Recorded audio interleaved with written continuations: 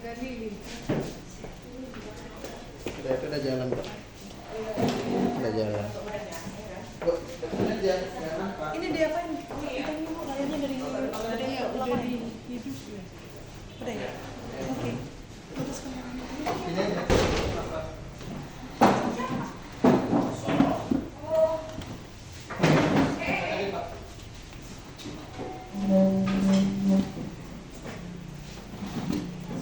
cek. Sini.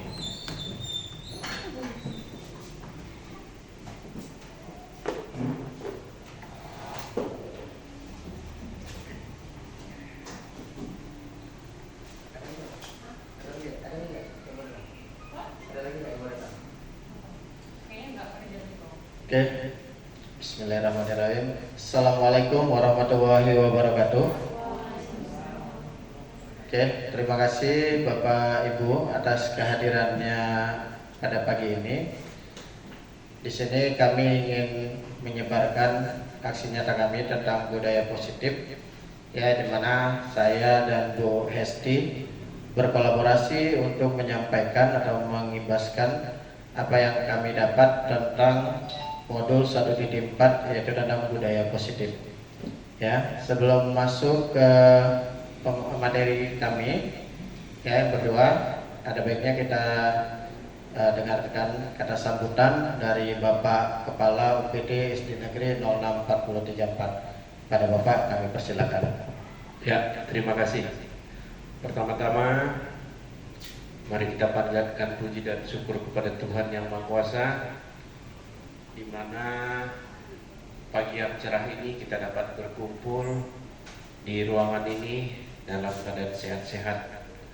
Jadi kepada Bapak dan Ibu calon guru penggerak, besar harapan saya untuk kelanjutannya nanti apa yang sudah Bapak dapatkan selama kepelatihan mudah-mudahan bisa diterapkan di sekolah kita nantinya. Mungkin selama ini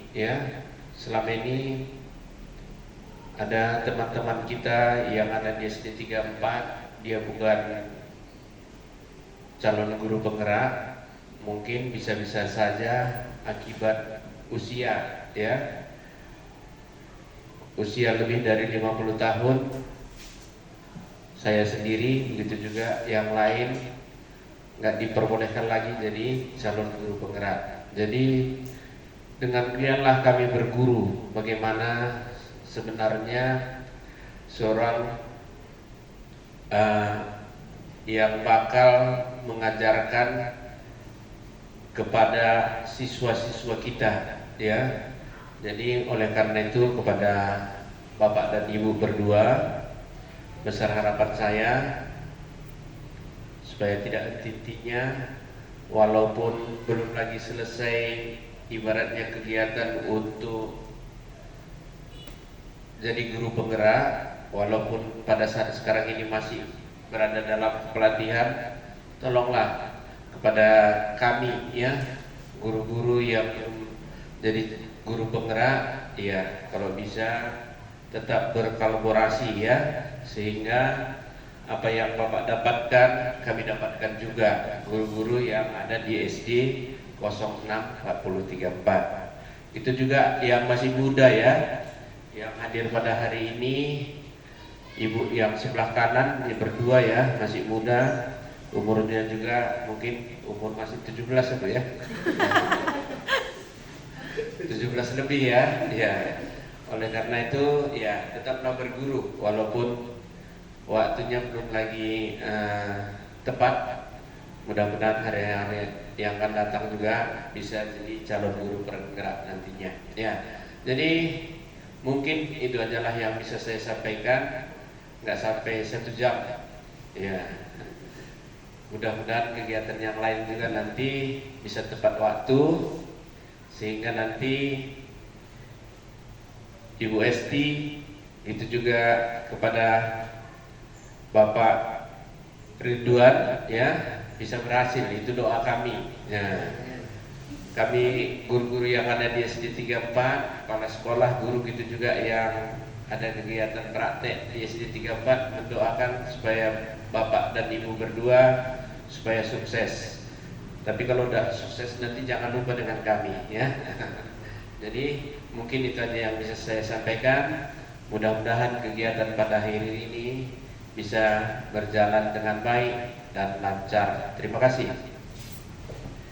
Oke, terima kasih kami ucapkan pada Bapak Kepala UPD SD Negeri 064344. Selanjutnya untuk mempersingkat waktu, Bapak Ibu kita langsung aja ke materi ya, menyebarkan pemahaman dan pengalaman penerapan budaya positif yang akan disampaikan oleh Ibu Hesti. Pada Ibu kami persilakan. Iya, terima kasih buat kesediaan Bapak dan Ibu. Terima kasih buat Bapak Kepala Sekolah yang sudah memberikan kata sambutannya. Sebenarnya semua guru-guru di sini sudah ada nilai dan perannya untuk JGP. Jadi bukan kami aja ya. Oke, sebelum kita memulai, kami mau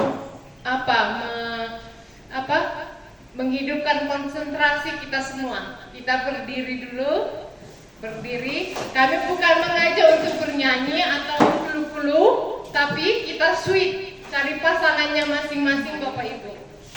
Cari pasangannya, kita sweet biasa, ibu jari, telunjuk dan kelingking. Tapi bukan mencari mana yang menang, mana yang kalah ya. Sweetnya, seperti ini contohnya. Pak Ridwan bikin jarinya 2, saya 2. Langsung cepat-cepat 4, 2 kali 2 4 gitu ya. Kali-kali. Nah, berkalian nanti ya. Oke. Yang menang angkat tangan, ada sesuatu. Yang manis-manis. Yang manis-manis. Ada sesuatu yang manis-manis berwarna merah. Bukan, ya gitu. Kalian cari mahasiswa dan kalah gitu.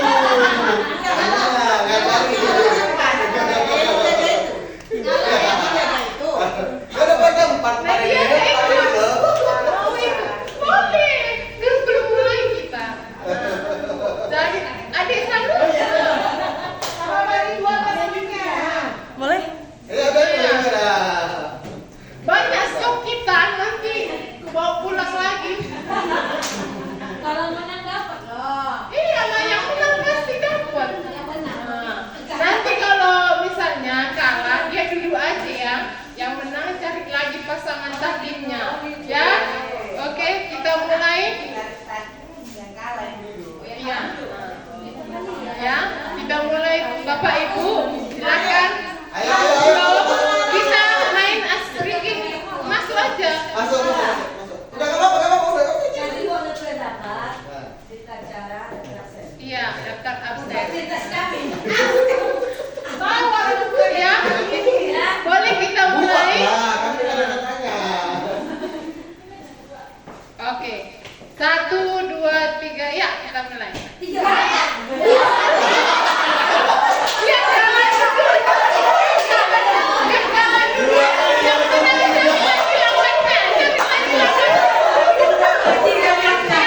cari lagi lawannya. Cari lagi lawannya. Yang menang cari lagi lawannya. Kali-kali aja. Yang menang cari lagi lawannya.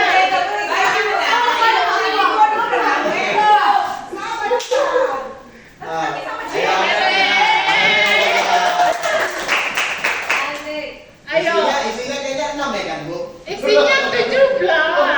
Iya. Cukup kali. Yang lain tadi, yang menang tadi. Sama-sama menang. Ya, main lagi. Main lagi. Aku aja yang ngalah. Jadi kalah kalian. Oke, terima kasih. Tepuk tangan buat kita. Boleh dibagikan Pak Ridwan, dapat aja semuanya, nggak apa-apa ya. Biar jangan ngantuk, boleh dimakan-makan, dicemil-cemilin.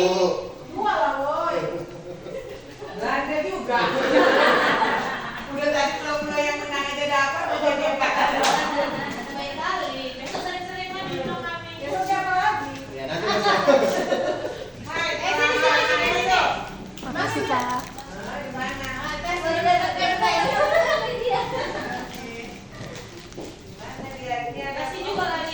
Ini nih.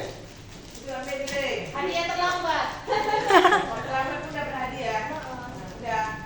Jangan banyak berharap lagi udah. Sekali lah kau ya. 2000. Oke, terima kasih. Seperti yang dikatakan Pak Ridwan, kami berdua mengimbaskan modul 1.4 menyebarkan pemahaman dan pengalaman penerapan budaya positif. Kami berdua adalah CGP Angkatan 9. Sebenarnya saya sendiri Angkatan 8, tapi pendidikannya digabung. Next.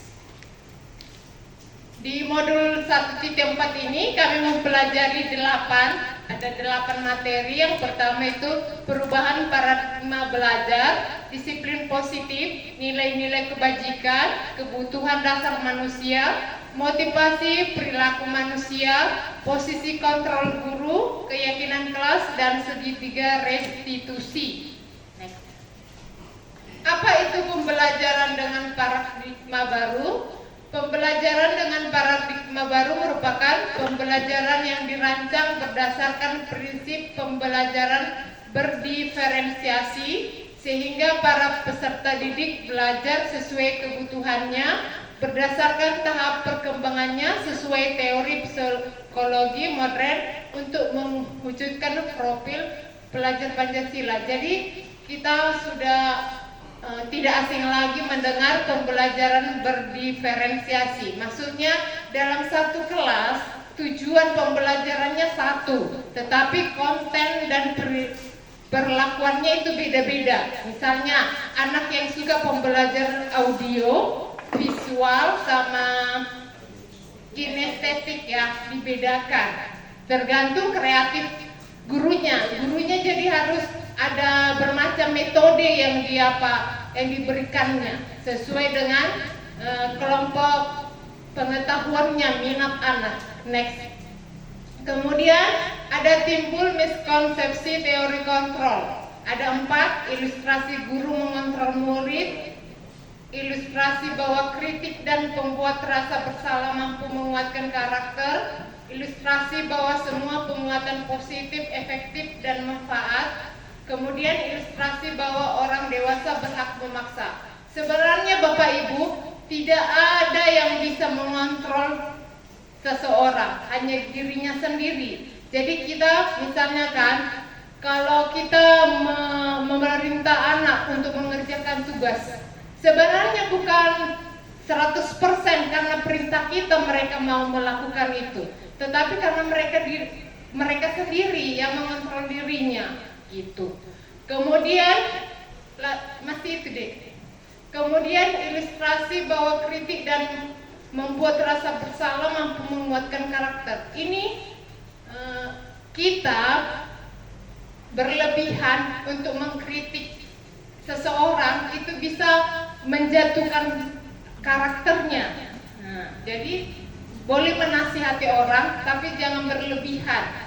Kemudian ilustrasi bahwa semua penguatan positif, efektif, dan manfaat. Ini contohnya kan sering kita sama anak, kerjakanlah bang, abang pasti bisa, abang pasti mampu. Kalau begitu terus-terus kita bujuk, kita rayu supaya dia melakukan sesuatu, lama-lama dia bukan jadi pribadi yang kuat. Kalau tidak ada bujukan kita, mungkin dia tidak mau melakukan itu karena tidak berasal dari motivasi dirinya sendiri. Kemudian ilustrasi bahwa orang dewasa berhak memaksa. Tidak ada ya, tidak bisa memaksa.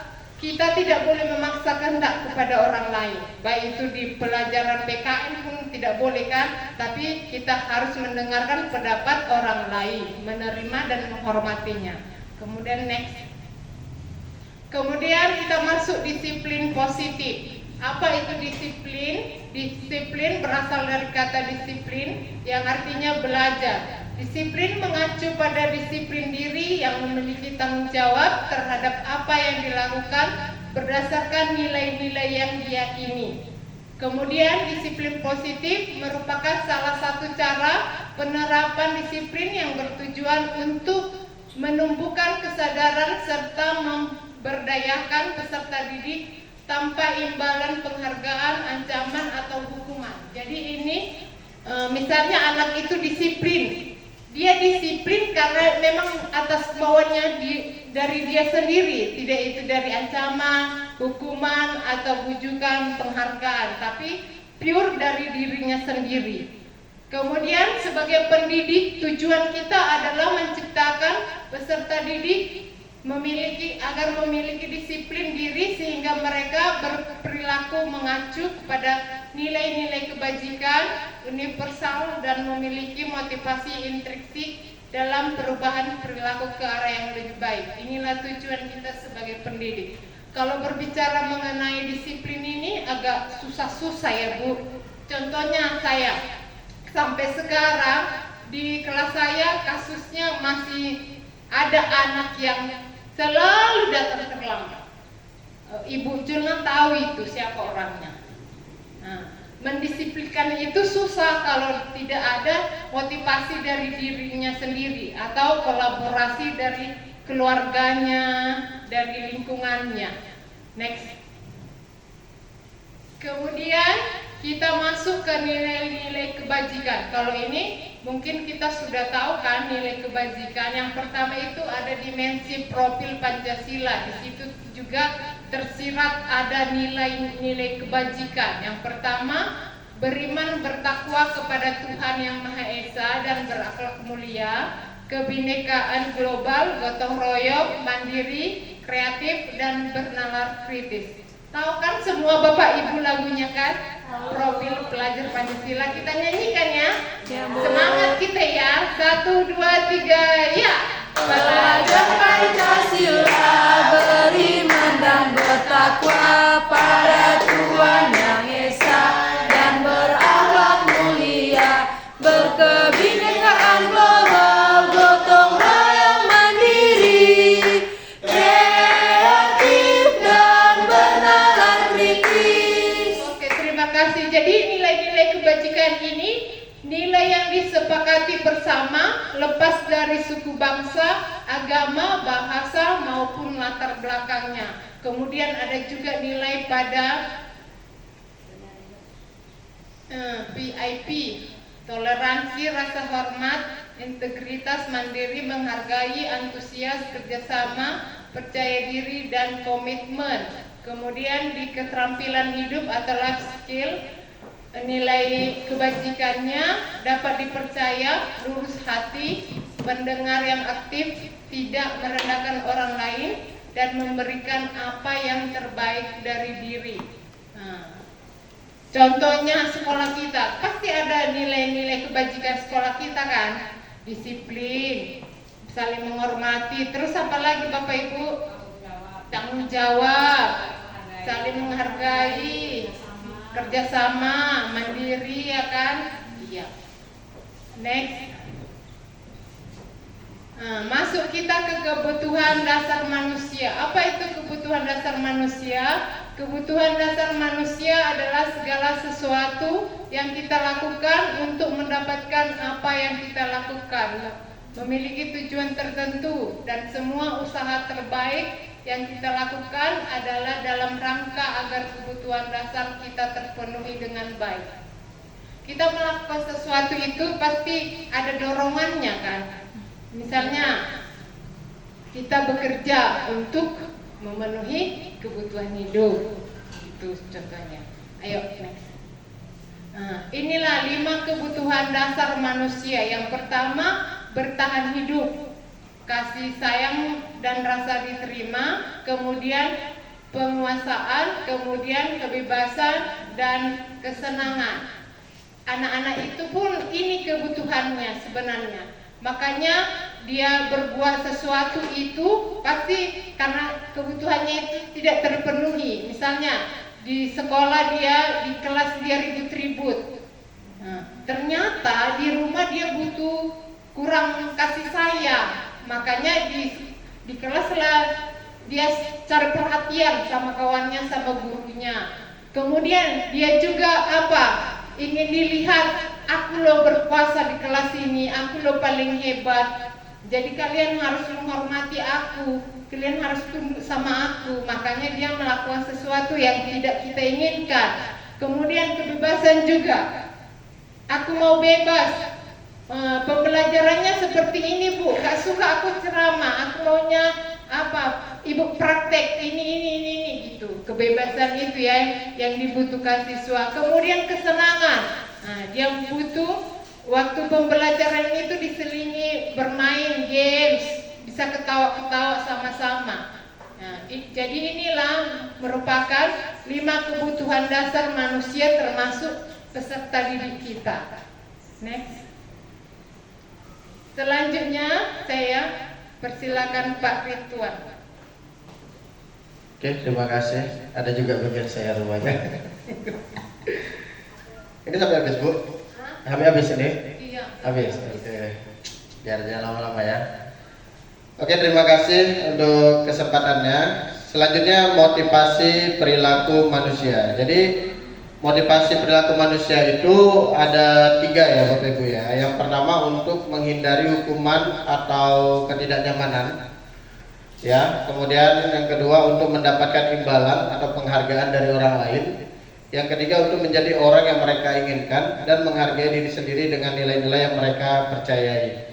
Nah, jadi setiap kita untuk melakukan sesuatu pasti ada motivasi atau latar belakangnya. Kenapa kita harus melakukan itu? Saya contoh seperti saya itu datang tidak terlambat misalnya gitu kan. Kenapa saya datang tidak terlambat? Seandainya saya datang tidak terlambat karena takut dihukum, nah itu motivasi yang paling rendah. Ya, motivasi yang paling rendah itu karena dihukum. Ya, jadi kalau kita melakukan sesuatu itu coba tengok motivasi kita itu apa. Yang paling rendah itu karena dihukum, menghindari hukuman. Kemudian yang kedua itu karena mendapatkan imbalan, ya, mendapatkan imbalan atau pujian. Ya, ini masih motivasi dari luar. Ya, motivasi dari luar. Yang kita harapkan kepada peserta didik kita itu adalah yang motivasi yang ketiga, yaitu mereka meyakini untuk supaya menjadi diri mereka yang lebih baik lagi. Nah, itu dia. Ya, untuk menghargai diri. Jadi siswa itu melakukan itu memang karena keinginannya gitu. Misalnya mengerjakan tugas bukan karena takut dihukum. Ya, karena kan banyak murid kita kan mengerjakan tugas, kenapa rajin kali kau mengerjakan tugas? Iya, nanti dimarahi Pak Ridwan misalnya. Ya, Pak Ridwan galak. Kalau PR nggak siap satu hilang kuping sebelah katanya kan. Saking galaknya istilahnya garangnya itu.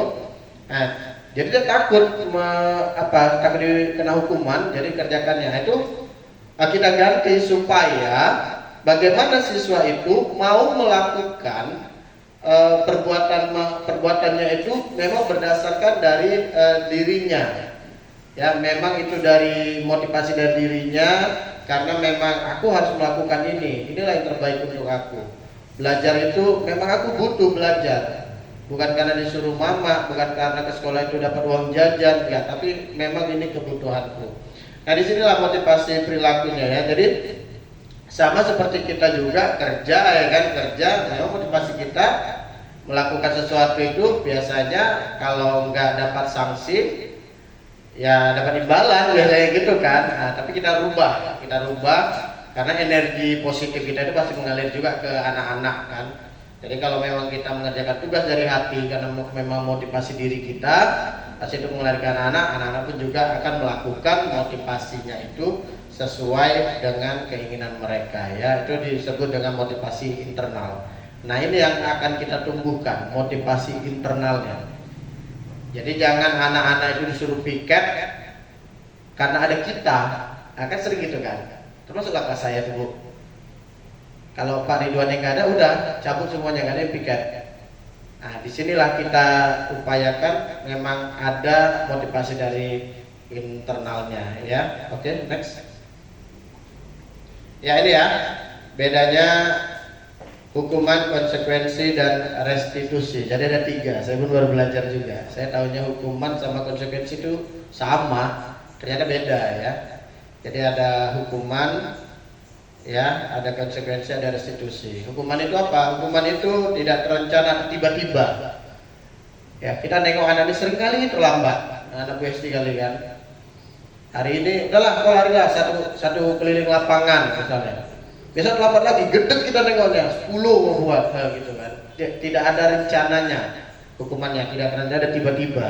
Tergantung suasana hati kita juga kan. Apalagi senang kita baru cair, jalan dah, masuk aja kau gitu ya kan. Nah, jadi hukuman itu tidak berencana atau tiba-tiba. Kemudian murid tidak tahu apa yang akan terjadi atau tidak dilibatkan.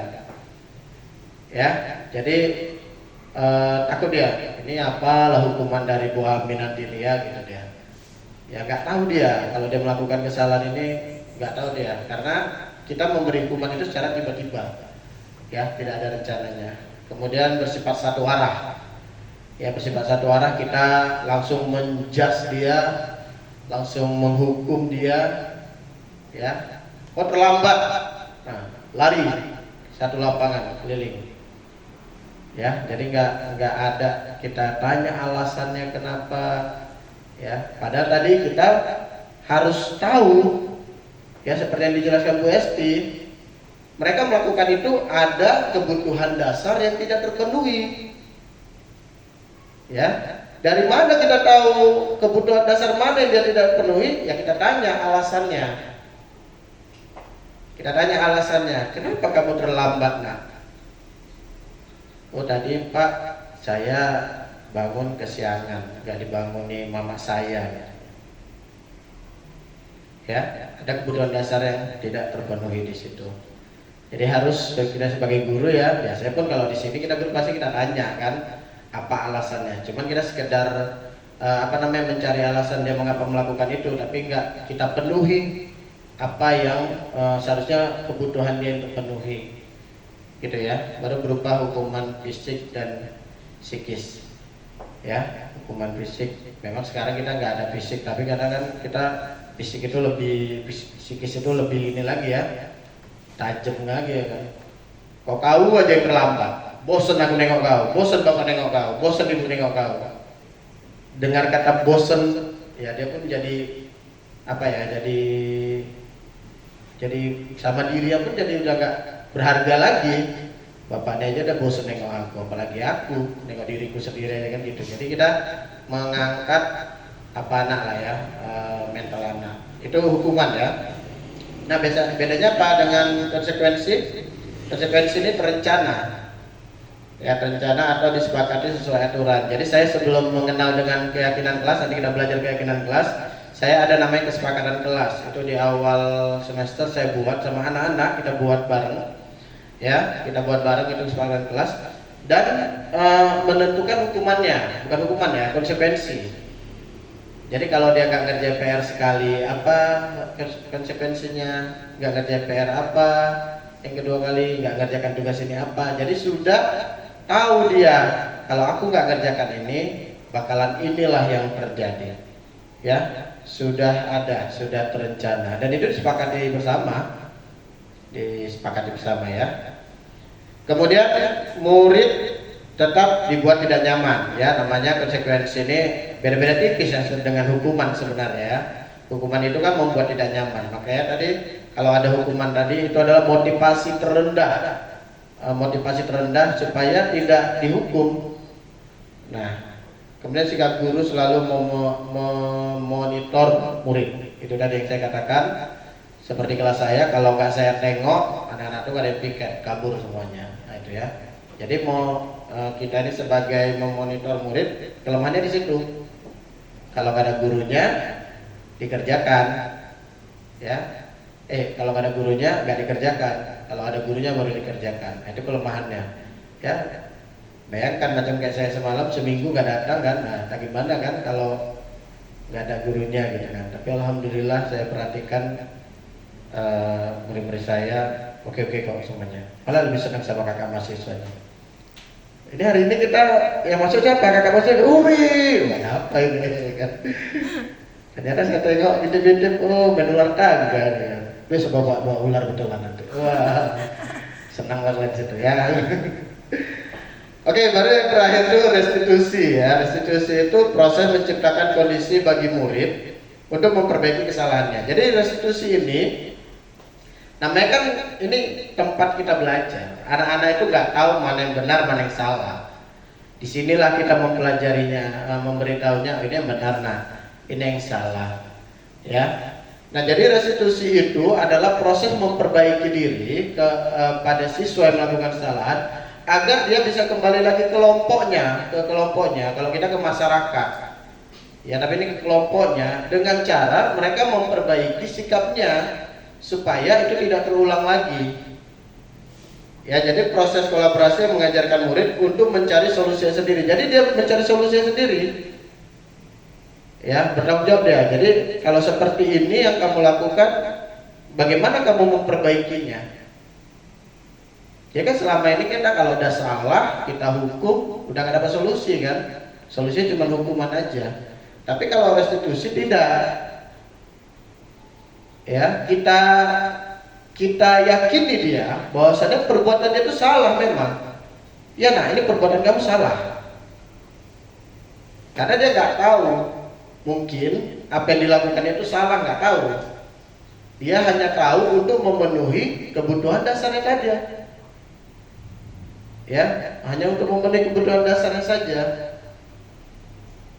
Jadi kita yakinkan dia, kamu salah, ini salah. Tapi bagaimana cara memperbaikinya supaya dia bisa kembali lagi ke kelompoknya dengan cara memperbaiki perbuatannya itu tadi. Ya, oke, nanti kita lebih lanjut lagi tentang restitusi. Next. Oke, ini ada posisi kontrol guru. Jadi selama ini ada 5 ya posisi kontrol guru. Yang pertama ada penghukum. Ini yang paling rendah ya. Jadi berurut ya, ya 1, 2, 3 paling itu dari rendah ke tinggi. Ya, yang paling rendah itu penghukum.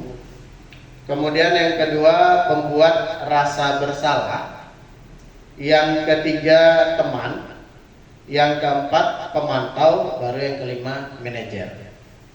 Nah, ini yang diharapkan kita sebagai guru. Kita ini 5 ini yang sebenarnya harus ada yang ditinggalkan. Tapi kalau kemarin saya dapat informasi, boleh kok diturunkan katanya. Misalnya kita berusaha menjadi manajer, tapi gitu-gitu aja kena berubah. Boleh diturunkan menjadi pemantau. Nah, boleh, tapi jangan jatuhkan jadi langsung penghukum ya. Jadi agak penghukum itu agak disingkirkan lah. Penghukum sama pembuat rasa bersalah itu saya rasa agak disingkirkan lah. Tapi kalau teman, pemantau, manajer bolehlah dipakai pada suatu saat-saat tertentu. Oke, next. Oke, ini ada contoh penerapan 5 posisi kontrol guru. Kasusnya siswa terlambat 20 menit datang ke sekolah ya. Ini yang membuat beda itu adalah percakapannya ya. Ya, percakapannya. Jadi kalau penghukum, kamu selalu saja datang terlambat katanya. Langsung kasih hukuman. Hormat bendera selama 1 jam. Jadi di situ nggak ada ditanya alasannya apa kenapa, terus di judge terus kan, kamu selalu saja datang, selalu, ya. Kasih hukumannya juga nggak ini kan 1 jam hormat bendera, ya kayak masa kita dulu ya. Ini tipe penghukum. Nah, ini upayakan, bukan diupayakan, ini kita singkirkan lah, nggak ada lagi gitu. Mungkin inilah yang sering terjadi. Kenapa guru itu kena ketapel matanya, ya, dituntut. Ya, saya miris dengar berita, miris kali gitu ya. Ya, syukurnya kita keluarga guru ini udah tahu, anak-anak kita udahlah kan. Jadi ini kalau bisa dihindarkan karena nggak bagus juga untuk siswanya, juga nggak bagus untuk kita kan. Karena nggak semua juga orang tua yang menerima anaknya dihukum. Ya.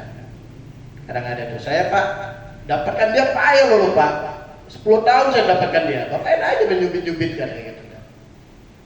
Ya pula jadi anak emas dia kan.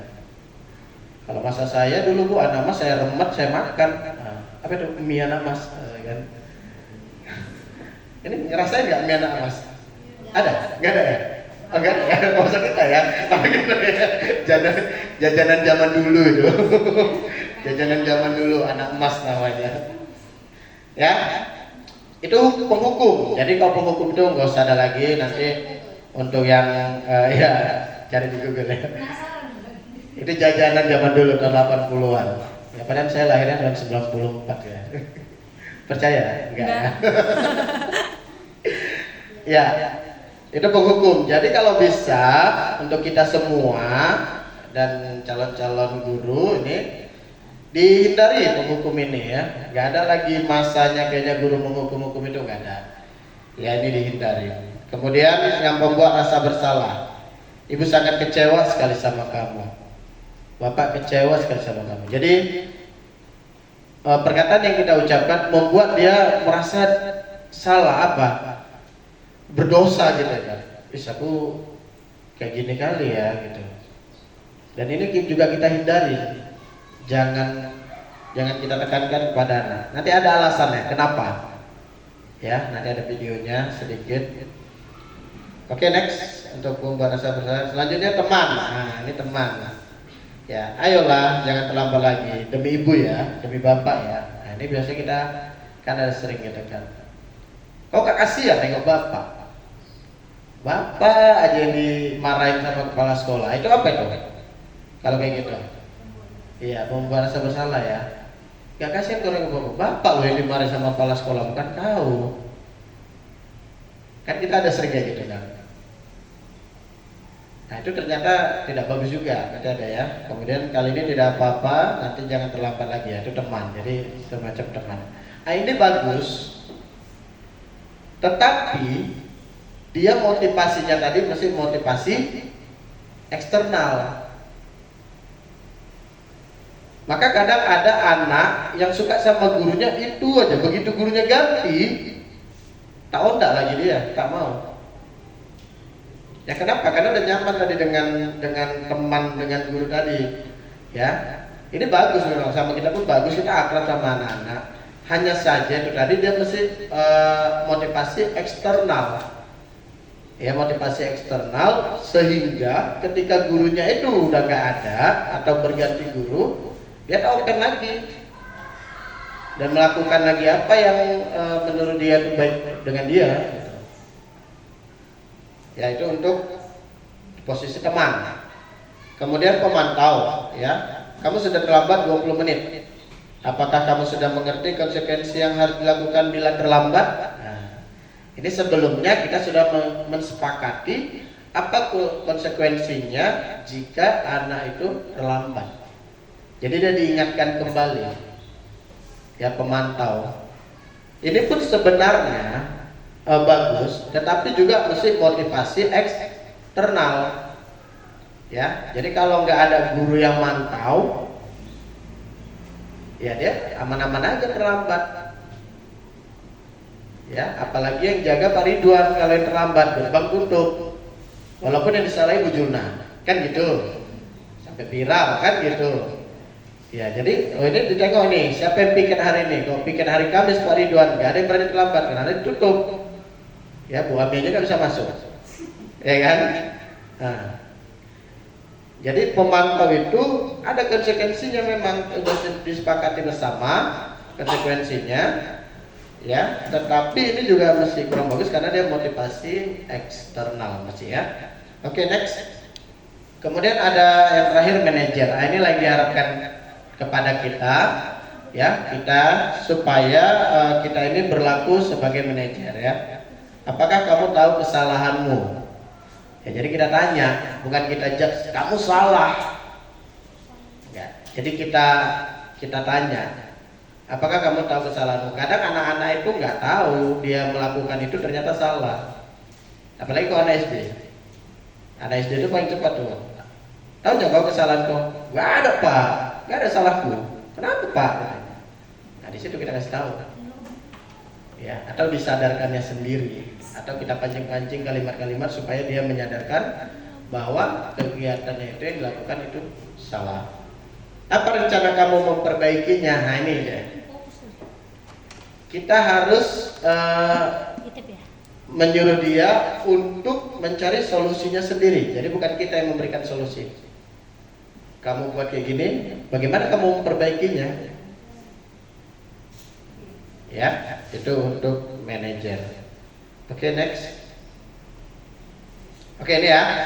Nah, ini ada sedikit pertanyaan. Saya sangat kecewa dengan kamu. Ini posisi apa Bapak Ibu? Rasa bersalah. Saya sangat kecewa dengan kamu. Posisi pembuat rasa bersalah. Oke ya, pembuat rasa bersalah. Next. Kamu tidak pernah benar-benar melakukannya ya? Pemantau. Hah? Kamu tidak pernah benar-benar melakukannya. Apa di posisinya? Kira-kira? Pemantau. Mantau. Kita cek. Penghukum. Ya. Oke, next. Apa rencanamu untuk menyelesaikan masalah ini? Manajer. Manajer, jelas ya. Teman. Ini lain ini. Ini salah. nih. Coba balik lagi Bu. Apa rencanamu untuk menyelesaikan masalah ini? Gimana Bu Asti nih? Apa seharusnya? Ya karena bahasa karena sebenarnya hampir sama Iya ya. bahasanya. Hampir sama ya. Oke, next boleh teman. Kamu tidak pernah mendapatkan nilai jika tidak mengerjakan tugas. Ini apa? Bu? Penghukum. Yang lain? Penghukum. Pemantau. Karena dia ada konsekuensinya. Kalau dia tidak mengerjakan, dia nggak dapat nilai, kan gitu. Sudah kita sepakatin. Kalau kamu nggak kerjain nggak ada nilai, gitu. Udah kita sepakati ya. Oke. Wow, habis baterainya. Ada Bu? Itu dicop itu.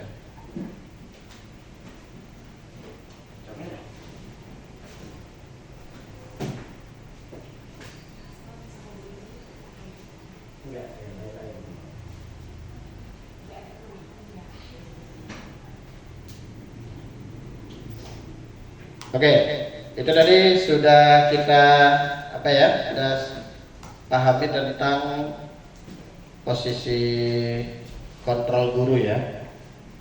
Jangan tipu ya Bapak Ibu ya.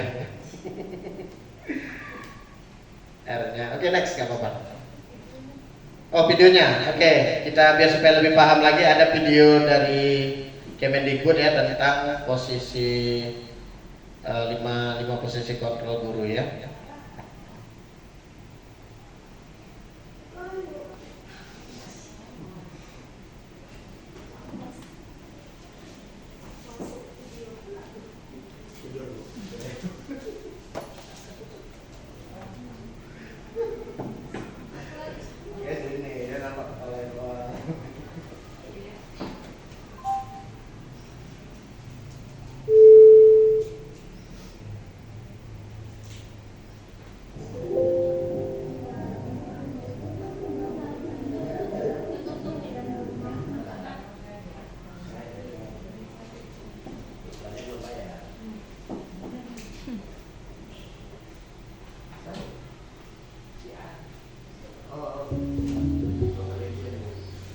Salam bahagia Ibu dan Bapak Guru hebat.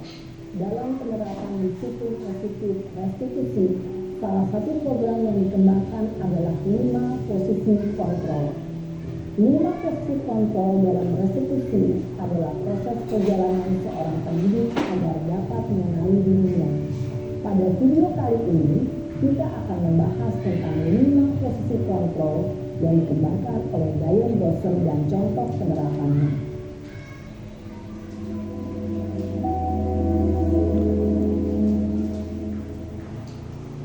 5 posisi kontrol itu adalah 1. Posisi penghukum, 2. Posisi pembuat merasa bersalah, 3. Posisi teman, 4. Posisi pemantau atau monitor, dan 5. Posisi manajer. Untuk lebih memahami kelima posisi tersebut, mari kita saksikan kasus Naren yang terlambat hadir 20 menit di sekolah dan melihat bagaimana kelima posisi kontrol dalam menghadapi masalah tersebut.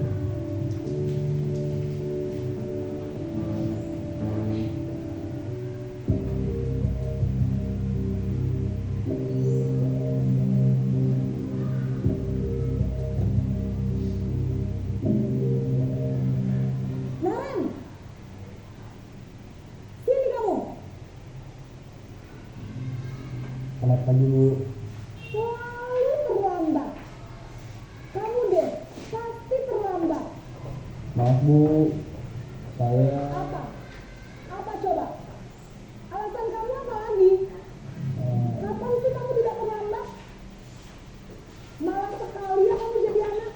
Saya Dasar pemalas. Gak kapok-kapok sih kamu. Sudah berapa kali terlambat? Sana, kamu keliling lapangan basket 2 kali. kenapa saya harus keliling lapangan basket, Bu? Kenapa? Kamu melawan ibu. Berani-berani. Sudah terlambat, masih berani jawab pula. Sekarang, keliling lapangan basket 5 kali sekalian. Biar kapok. Cepat. Pergi sana ke lapangan basket. Posisi penghukum biasanya berbicara dengan nada tinggi, menghardik, menunjuk-nunjuk, menyakiti, dan menyindir. Hukuman bisa berupa fisik maupun psikis. Ibu dan bapak guru hebat. Dampak yang terjadi pada murid ketika guru berada pada posisi penghukum adalah murid cenderung akan memberontak, bahkan menyimpan dendam. Jadi itu dampaknya Bapak Ibu ya. Jadi murid jadi dendam sama kita kalau posisi kita sebagai penghukum.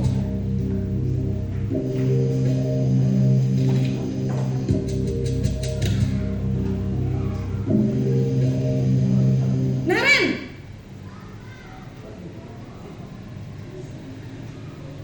Selamat pagi, Bu.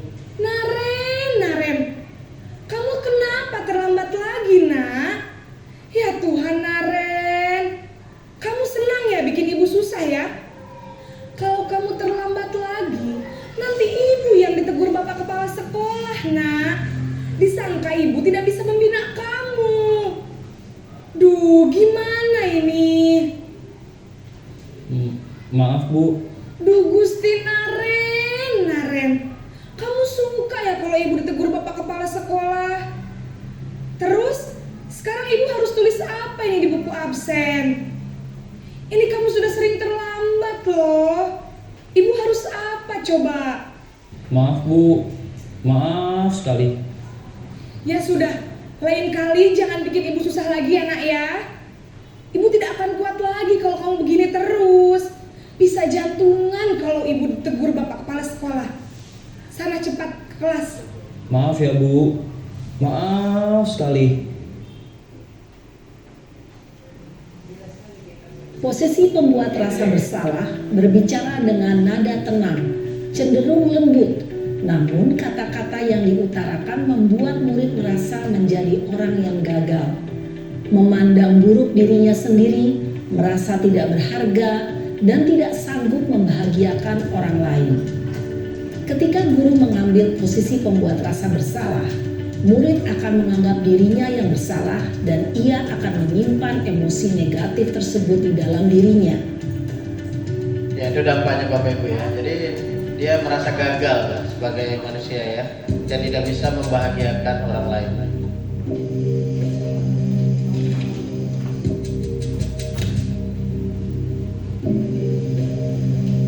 Naren!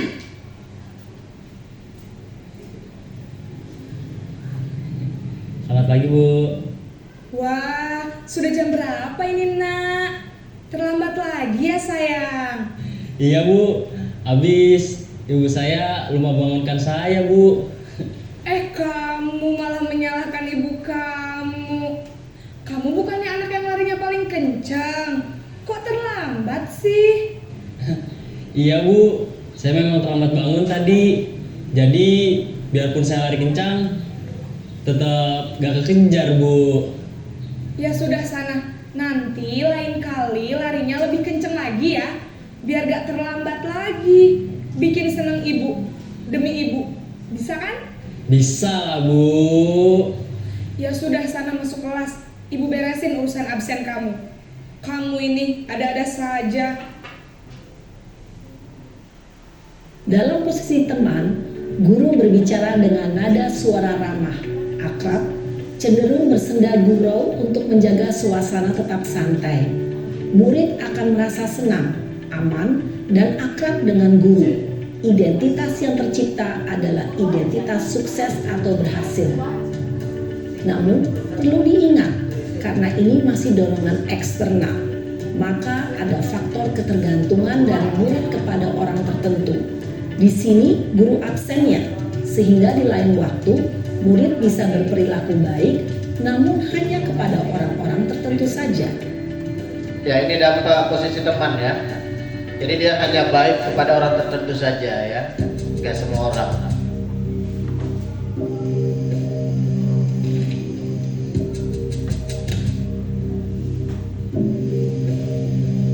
Naren,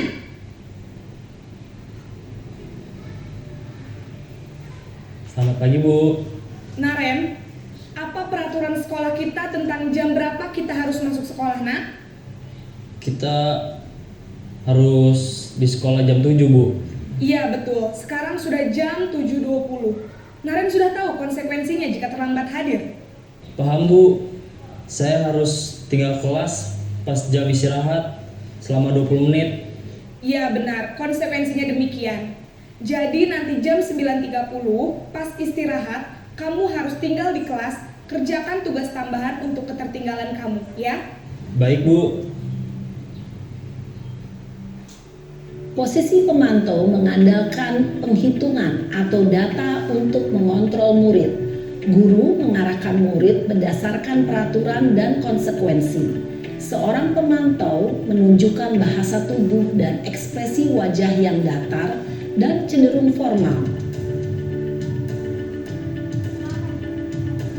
Ya, dampaknya dia bekerja kalau ada orang lihat aja tadi ya.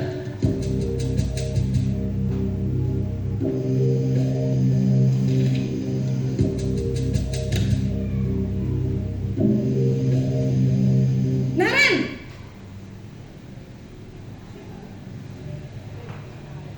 Selamat pagi Bu. Selamat pagi, Naren. Maaf Bu, saya terlambat. Iya, sekolah masuknya jam 7, sekarang sudah jam 7.20. Jadi sekarang bagaimana ini, Naren? Maaf Bu, saya lupa setel alarm saya semalam. Baiklah, menurut kamu, keyakinan sekolah yang mana yang perlu kamu tingkatkan? Menghargai diri sendiri dan orang lain mungkin ya Bu.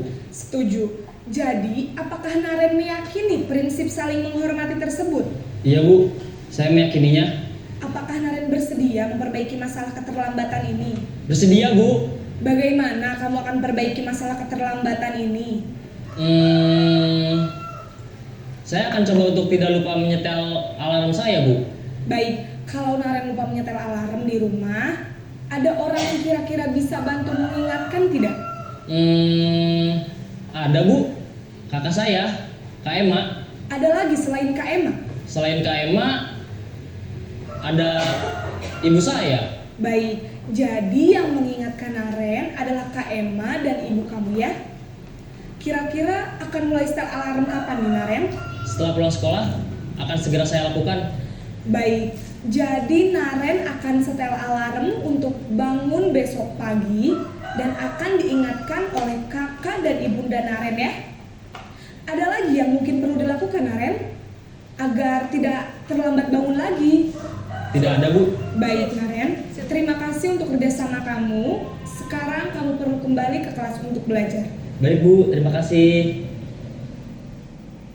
Posisi manajer adalah posisi kontrol yang disarankan untuk membimbing murid memiliki sikap disiplin yang positif, yaitu murid yang mandiri, bertanggung jawab, dan dapat memecahkan masalah. Tujuan dari posisi ini adalah agar murid dapat berefleksi atas tindakannya. Guru akan dengan tulus memberikan pertanyaan-pertanyaan bermakna, sehingga membuat murid dapat belajar dari kesalahannya dan mencari sebuah solusi untuk menyelesaikannya. Ibu dan Bapak guru hebat, setelah menonton adegan kelima posisi kontrol tadi, kira-kira posisi mana yang paling ideal? Posisi mana yang dapat menunjang motivasi intrinsik murid? Ya, tentu posisi manajer. Posisi ini memang posisi ideal yang ingin dituju setiap pendidik. Pada posisi inilah, guru dapat menerapkan disiplin positif yang berpihak pada murid, yang memerdekakan murid. Perjalanan seorang pendidik tentunya tidak mudah untuk sampai pada posisi seorang manajer. Namun, tujuan kita pasti, yaitu menciptakan murid-murid yang mandiri, merdeka, dan bertanggung jawab.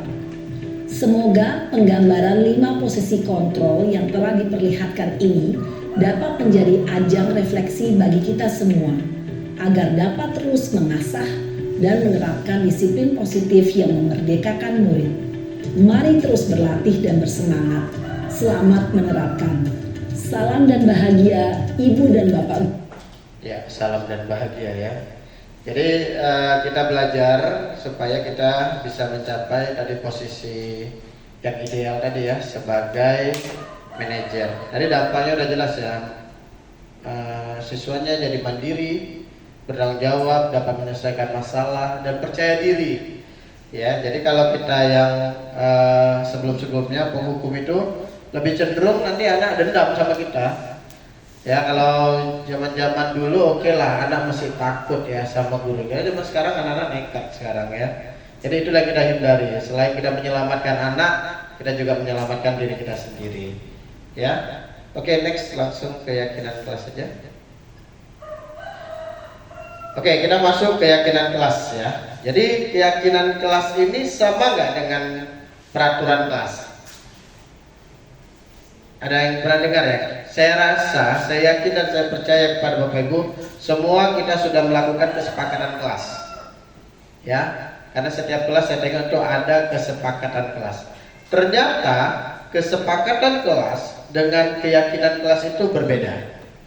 Ya, berbeda ya, dengan peraturan itu berbeda. Ya, keyakinan dan peraturan atau kesepakatan kelas itu berbeda. Ada yang tahu nggak Bu? Perbedaan keyakinan kelas sama kesepakatan kelas. Ada yang ngasih pendapat nggak? Atau peraturan? Ada yang bisa kasih pendapat nggak Bu? Ini yang masih banyak bembeng ini dari Bu Esti ya. Walaupun saya nggak modal, ya saya katanya saya yang dibawa pulang lagi, jadi saya yang ngabisin. Ayo Bapak Ibu. Ini adalah motivasi eksternal, mau menjawab kalau ada imbalan gitu ya.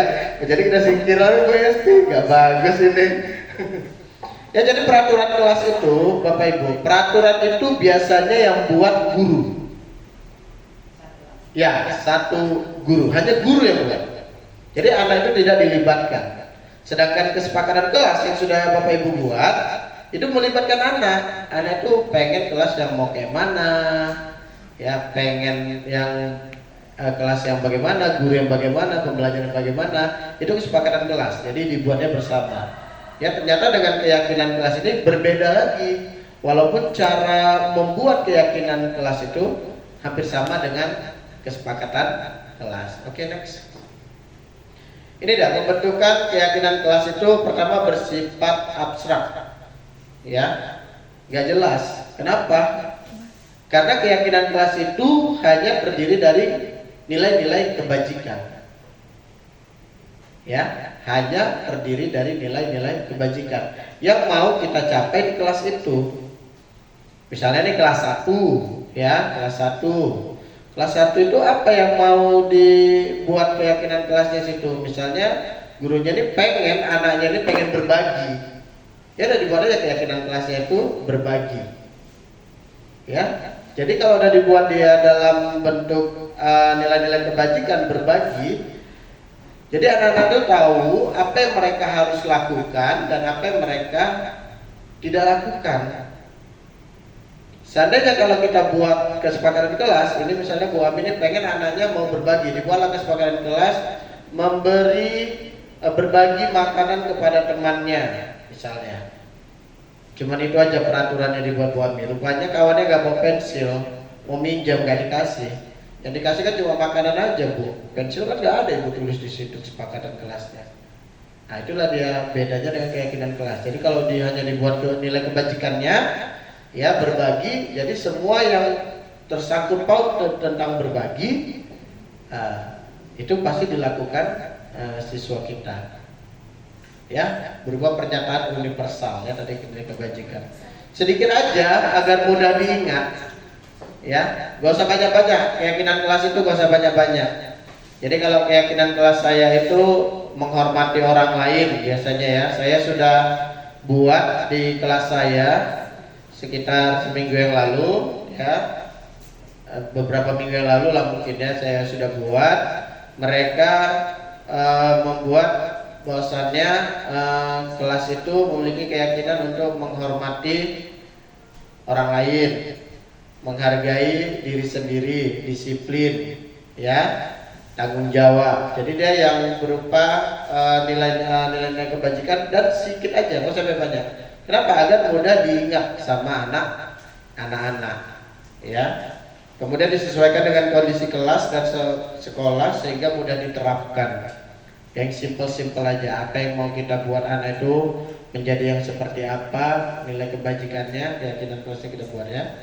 Kemudian dilibatkan saat membuat keyakinan kelas semua warga kelas atau sekolah. Jadi membuat keyakinan kelas itu semua harus dilibatkan. Karena kalau semua dilibatkan biasanya lebih muncul rasa tanggung jawab biasanya, ya. Ya kalau dilibatkan. Oke, next. Oke, ini kita masuk yang segitiga restitusi. Jadi untuk melakukan posisi kita sebagai manajer tadi, kita harus melakukan yang namanya segitiga restitusi. Segitiga restitusi ya Bu, bukan segitiga biru. Itu buat kue, ya. Apa itu segitiga restitusi? Tepuk tapioka. Apalagi kalau segitiga pengaman Bu, lebih bahaya tuh. Saya nggak aman-aman itu muncul 4. 7 ya, 7 yang berhasil keluar 4. Karena nggak pakai. Jadi itu sekolah kita pakai lah segitiga restitusi, ya. Segitiga restitusi itu apa? Suatu proses dialog yang dijalankan oleh guru agar dapat menghasilkan murid yang mandiri dan bertanggung jawab. Cuman itu aja Bu, mandiri dan bertanggung jawab. Jadi mereka paham apa yang mereka lakukan dan mau memperbaikinya, itu bertanggung jawab. Ya, jadi di dalam segitiga restitusi itu ada yang pertama menstabilkan identitas. Yang kedua validasi tindakan yang salah. Yang ketiga menanyakan keyakinan. Maka sebelum kita laksanakan segitiga restitusi ini, kita buat kesepakatan dulu keyakinan kelas kita dulu. Ya, apa keyakinan kelas kita? Kita apa yang kita inginkan dari siswa itu di kelas itu? Kita buat dulu keyakinannya, berarti ada masalah kita lakukan dia dengan segitiga restitusi. Apa tadi? Yang pertama, menstabilkan identitas. Yang kedua, validasi tindakan yang salah. Yang ketiga, menanyakan keyakinan. Oke, next. Apa itu menstabilkan identitas? Berdasarkan prinsip membuat kesalahan adalah bagian dari proses pembelajaran, ya, itulah kita belajar. Ya, menstabilkan identitas itu dari identitas dia yang gagal kita balikkan kepada identitas dia yang benar. Maka kata-katanya nggak apa-apa nak salah. Semua orang pasti punya kesalahan. Semua orang pasti pernah melakukan kesalahan. Ya itu apa? Supaya dia menenangkan identitas dia tadi yang gagal. Ya kadang kan anak udah salah kita pojok-pojok lagi, jadi merasa dirinya tuh macam kayak apa ya, bersalah apa? Memang kau lah yang buat biang keroknya gitu, biang salahnya. Tapi di sini nggak boleh, kita harus menstabilkan identitasnya. Kenapa?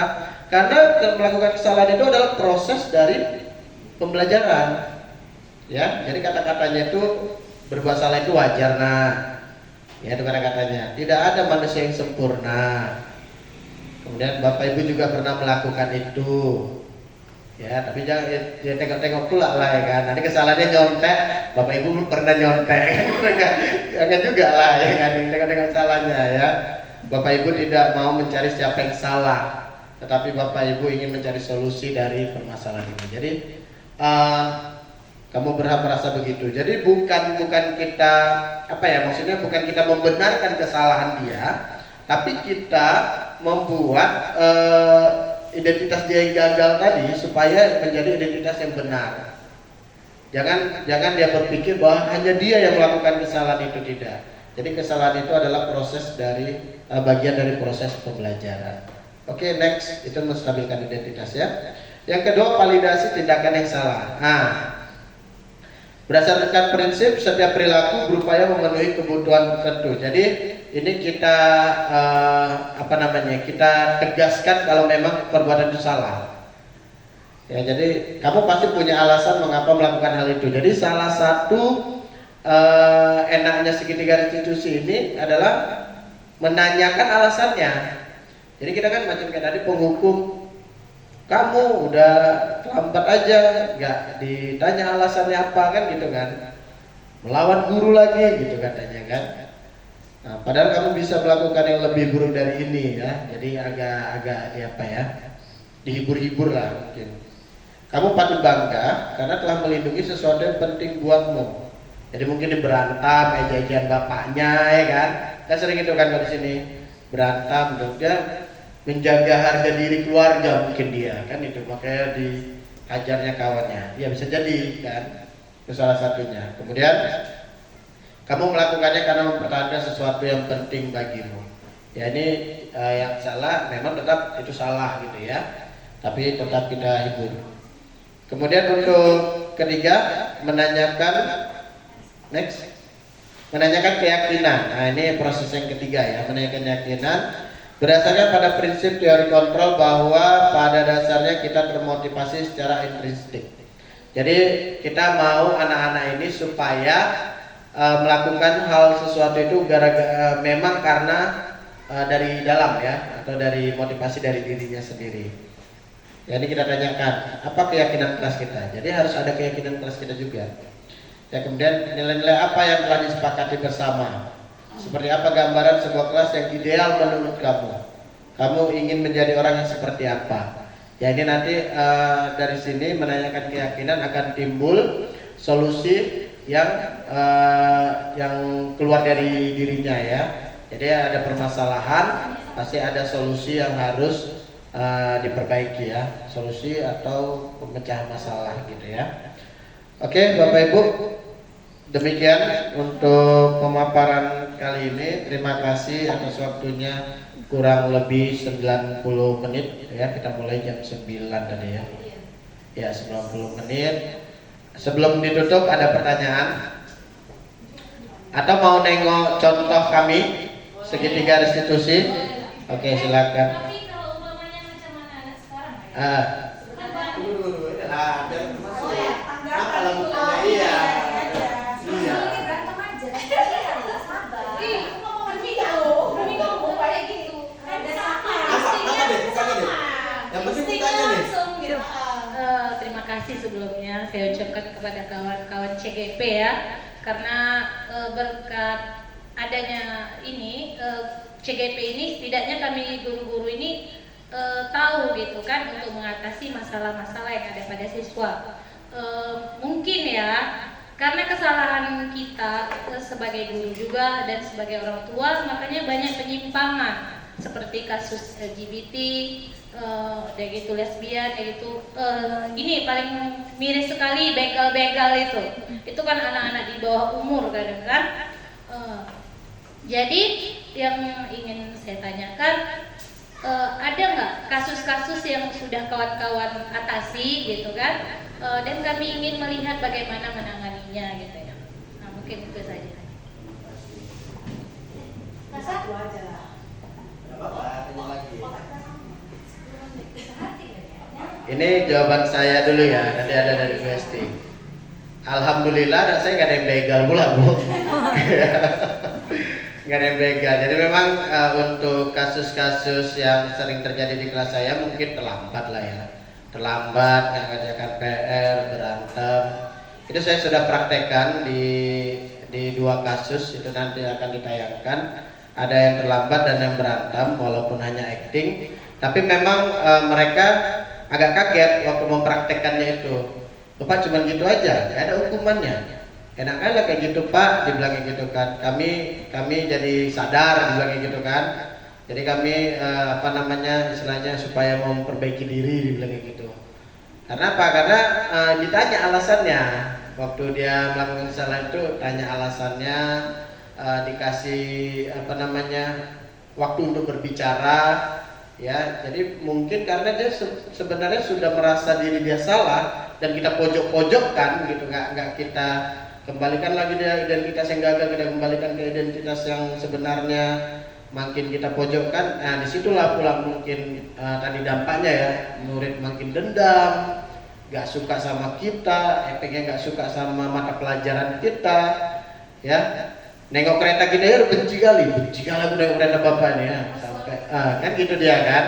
Jadi selama ini memang agak efektif ya untuk yang segitiga restitusi. Tapi memang pernah saya tanya sama pasir saya, gimana Bu kalau dibuatnya lagi, gitu-gitu dibuatnya lagi. Memang kejadiannya nggak pernah. Kalau memang dia ada dari dalam dirinya itu pasti dia berubah. Tapi kalau memang nggak bisa, maksudnya udah ngenes sekali apa kita segala macam, mungkin lingkungan dan sebagainya, itu posisi kontrol kita boleh diturunkan. Tapi jangan jatuh kali ke sampai penghukum. Ya, konsekuensi lah memantau kan. Makanya Bapak Ibu juga ini penting juga ya. Bapak Ibu harus buat dulu keyakinan kelas. Jangan tidak ada keyakinan kelas baru kita bisa menjudge dia salah, enggak. Ya, sama seperti anak-anak, kita kasih tahu dulu dia yang salah, baru bisa kita kasih konsekuensinya. Ya, jadi kejadian misalnya ada kesepakatan kelas menjaga ketertiban atau apa gitu kan. Ternyata dia main kelas di bola, main bola di kelas, kembali. Main bola di kelas. Udah jam berapa ya? Di kesepakatan kelasnya kan nggak ada peraturan dilarang main bola di kelas, nggak ada. Makanya main bola kan. Jadi kita harus jelas bahwa peraturannya, jangan tiba-tiba kita hukum kamu main bola di apa, lupa peraturannya kan nggak ada. Jadi harus jelas ada keyakinan kelasnya, baru kalau begitu ada bermasalah mereka harus kita selesaikan dengan segitiga restitusi tadi, supaya tercipta tadi siswa yang mandiri dan bertanggung jawab. Itu dari saya. Mungkin Bu Esti ada. Kalau dari saya ini benar-benar terjadi. Bu Jurnal sudah paham itu kaisar ya Bu. Kaisar, masalahnya itu selalu datang terlambat. Ya, sebenarnya sekeras apapun guru melakukan segitiga ini, kalau tidak ada dukungan dari keluarga, itu pasti gagal. Nah, contoh kaisar kemarin terlambat. Kenapa terlambat? Nah, mama lama bangun, ini segala macam. Jadi itu kan termasuk dukungan keluarga kan, gak dibanguni ini segala macam gitu. Memang sudah saya lakukan ini pada si kaisar. Saya tanyakan dulu kenapa dia terlambat. Ada katanya alasannya dia nonton YouTube sampai malam, ya kan. Jadi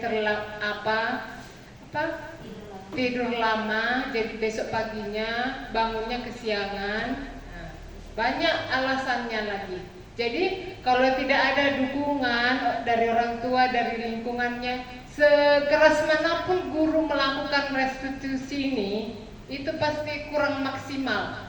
Kemudian kasus yang kedua ini benar-benar terjadi. Mungkin kita kenal Ilma sama Salwa. Mereka satu meja. Jadi Salwa ini sering nyontek punya Ilma, PR-nya. Jadi kurasa karena kesalnya dia kan nyontek aja ini, jadi dipukulnya meja. Nah, jadi yang saya lakukan itu bukan kenapa dia pukul meja, nggak jadi penghukum dulu, ditanya dulu, kok kayak gitu sih nak, kenapa, kok sampai emosi kayak gitu. Tadi kan ada dibilang kan, ibu sangat ibu sangat bukan kecewa. Ibu mau menghargai tindakanmu. Kalau dia sampai memukul sampai berdarah, kan ada yang lebih lebih ngeri lagi daripada meja yang dipukul kan. Nah, jadi kita bukannya membenarkan perbuatannya itu, tapi kita mendukung hal yang sekecil itu daripada yang lebih besar lagi dilakukannya. Ketimbang nanti Salwanya yang dicubit, ditusuk apanya gitu kan, itu lebih parah lagi. Jadi ditenangkan dulu anak itu. Ibu memang semua orang memang pernah melakukan kesalahan dan perbuatan ini tidak lebih buruk daripada kamu nanti memukul dia, menusuk dia gitu. Tapi ini benar-benar udah kesalahan nak, jangan seperti itu ya. Jadi seharusnya apa yang kamu lakukan sesuai dengan keyakinan kita. Benar kata Pak Ridwan tadi, kita bentuk dulu keyakinan kelas kita. Nah, kalau sudah ada keyakinan kelas kita kan ada dasar kita kan. Apa keyakinan yang selama ini kamu ketahui nakku? Jadi apa yang kamu langgar itu? Jadi seharusnya bagaimana kamu sesuai dengan keyakinan itu? Cocok nggak ini? Gitu. Jadi dari dia sendiri solusinya nanti. Bu, aku sudah melanggar keyakinan kita ini. Seharusnya aku begini Bu. Aku minta maaf ya Bu. Lain kali saya tidak berbuat lagi gitu dia Bu. Jadi ini memang sudah kami kerjakan di kelas kami. Dan ini PR kita juga ya Pak. Ya. Oke, terima kasih. Ada lagi Bu? Ya. Ada lagi? Oke, kita tayangkan dulu lah segitiga restitusi kami.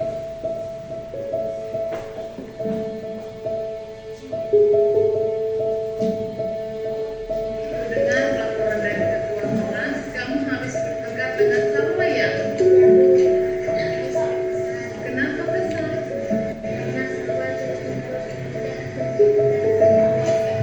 Wajar memang kalau kamu merasa kesal dan marah. Kalau itu dalam posisi kamu, itu akan berbuat hal yang sama. Jadi apa yang kamu lakukan terhadap semua?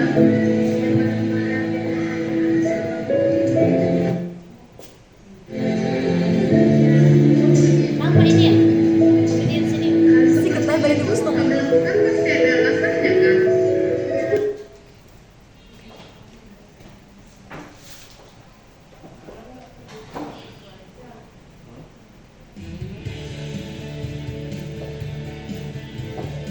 Ini punya saya Bu ya. Saran dan kritik komentar langsung di YouTube aja ya, jangan langsung sama saya.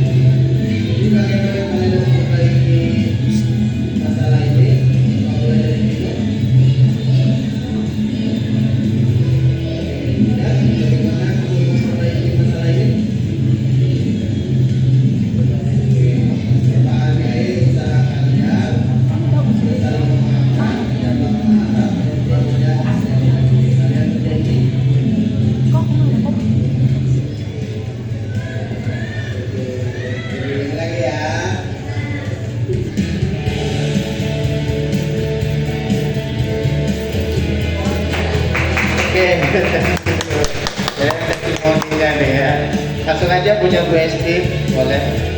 Kalau testimoninya nggak malah kalian.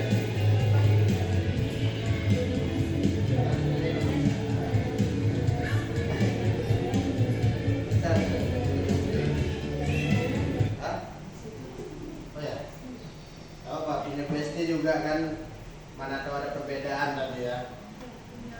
Jadi kalau menurut instruktur modul 1.4 ini ternyata boleh 3 institusi itu ada satu yang tidak dilaksanakan bisa, ya nggak perlu juga. Kalau dia udah meyakini dia salah, ya sudah kita macam biasa dia maaf Pak saya terlambat, berarti kan udah tahu dia salah, nggak perlu lagi saya yakinkan, cuma ya kamu terlambat gitu ya.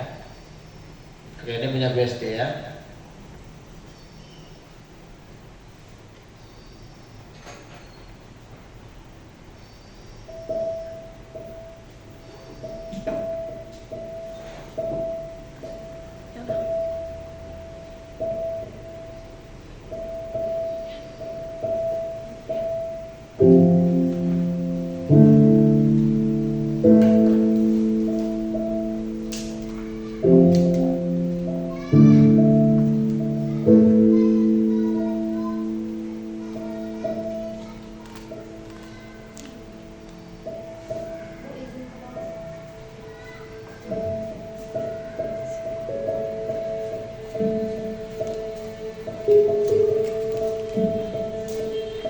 Dengan laporan dari ketua kelas, kamu habis bertengkar dengan siapa ya? Kenapa kesal? Ya, wajar memang kalau kamu merasa kesal dan marah. Kalau ibu dalam posisi kamu, ibu akan berbuat hal yang sama. Jadi apa yang kamu lakukan terhadap Salwa?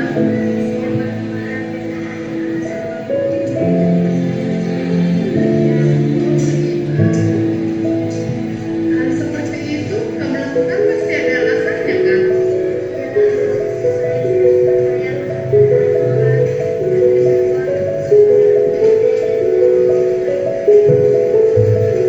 Memang wajar kalau kamu marah dan merasa kesal karena Salwa sudah dengan sengaja mencontek pekerjaan. Ibu sangat menghargai tindakan kamu yang tidak melakukan hal yang lebih buruk lagi, contohnya memukul. Tapi coba pikirkan, apakah tindakanmu dengan kesal, marah, sampai mengebrak meja itu sudah sesuai dengan keyakinan kelas kita? Jadi, menurut kamu keyakinan kelas apa yang sudah kamu langgar? Oke, baik, Irma. Menurut kamu juga apakah saling menghormati antar teman itu penting untuk kamu? Jika menurut kamu itu penting, jadi kalau kamu merasa kesal atau marah, keyakinan apa yang harus kamu lakukan? Oke, baik, Irma. Jadi kamu bersedia memperbaiki masalah ini? Apa yang akan kamu lakukan untuk memperbaiki masalah ini, Nak?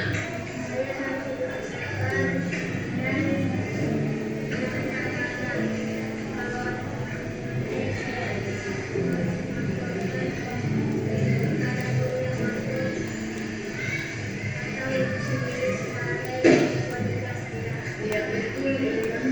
Atas tindakanmu. Tetap semangat ya. Sekarang kamu bisa kembali ke kelas.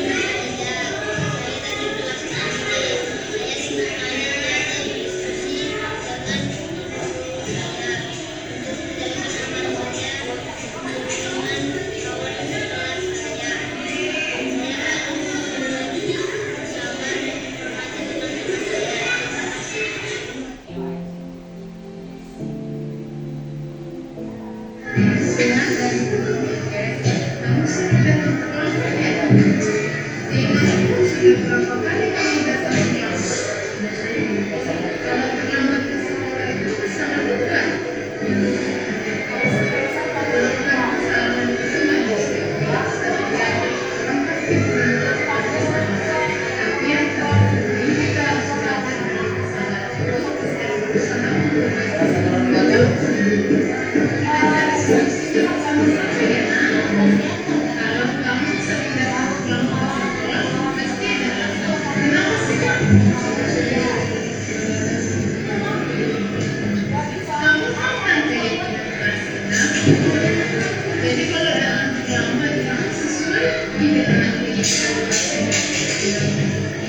Jadi menurutmu keyakinan kelas apa yang sudah kamu lakukan? Jadi menurutmu juga disiplin itu penting tak untuk kamu? Iya, disiplin itu membuat urusan mudah dan bermanfaat seperti kita dapat menghargai orang-orang di sekitar kita, pekerjaan yang tidak menentu, dan kita juga dilatih untuk memiliki rasa kepedulian. Bagus, sikap yang sangat baik sudah kita lakukan dengan cara meminta maaf. Jadi menurutmu apa yang harus kamu lakukan supaya kamu tidak akan terlibat lagi? Baik, kita sudah menemukan solusinya dan ibu akan bekerja sama dengan kamu agar kamu tidak dapat lagi kelelahan sekolah. Sekarang kamu kembali ke kelas ya.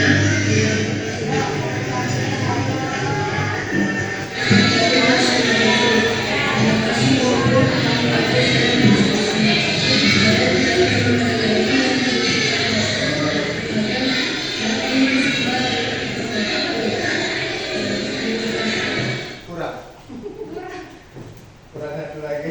Dia masih utuh dia. Ini ada. Oke Bapak Ibu, itu dari Bu Esti ya. Jadi sekali lagi saya mengingatkan, kita harus buat keyakinan kelas dulu ya. Jadi kalau saya sudah buat keyakinan kelas, ada beberapa kesepakatan kelas. Jadi kita buat bersama siswa, mereka menginginkan siswa kelas yang bagaimana, kemudian mereka menginginkan kelas yang bagaimana tujuannya, dan mereka menginginkan menjadi apa. Itu kita buat kesepakatan dan kita munculkan menjadi keyakinan kelas ya. Menjadi keyakinan kelas, tadi keyakinan kelas itu adalah berisi nilai-nilai kebajikan ya. Jadi nggak usah banyak Bu, apa yang kita pinginkan aja di kelas itu. Jadi kalau seperti kelas saya itu ingin saling menghormati, disiplin dan bertanggung jawab. Udah itu aja. Jadi mereka pun ingat dengan keyakinan kelas kita ya. Mungkin itu saja yang bisa kami sampaikan. Mungkin Ibu Esti ada yang mau sampaikan lagi?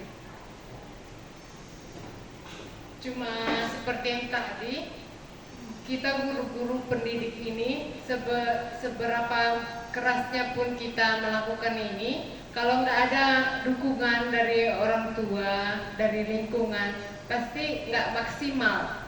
Jadi alangkah baiknya kolaborasi dengan orang tua itu pentingnya. Semoga kedepannya disiplin positif ini bisa kita terapkan di sekolah kita. Sekolah kita lebih maju lagi. Dan banyak calon-calon CGP lainnya. Terima kasih. Ya, saya doakan lulus ya Ibu Ami, Ibu Julpa, karena Ibu langsung pengawas. Dan doakan kami jadi pengawas. Ya, pengawas. Ya. Oke, mungkin itu aja Bapak Ibu. Terima kasih atas perhatiannya, terima kasih waktunya. Kurang lebih 2 jam ya kami ganggu walaupun banyak kesibukan. Terima kasih adik-adik mahasiswa semuanya. Mudah-mudahan ini jadi guru semua enggak ya? Ada yang mau jadi guru ya? Ya, kalau mau jadi guru PNS ya, guru ASN, jangan jadi guru honor ya. Sedih. Oke, mungkin itu aja Bapak Ibu. Saya ucapkan terima kasih. Sampai jumpa lagi. Selamat bertujuan. Assalamualaikum warahmatullahi wabarakatuh.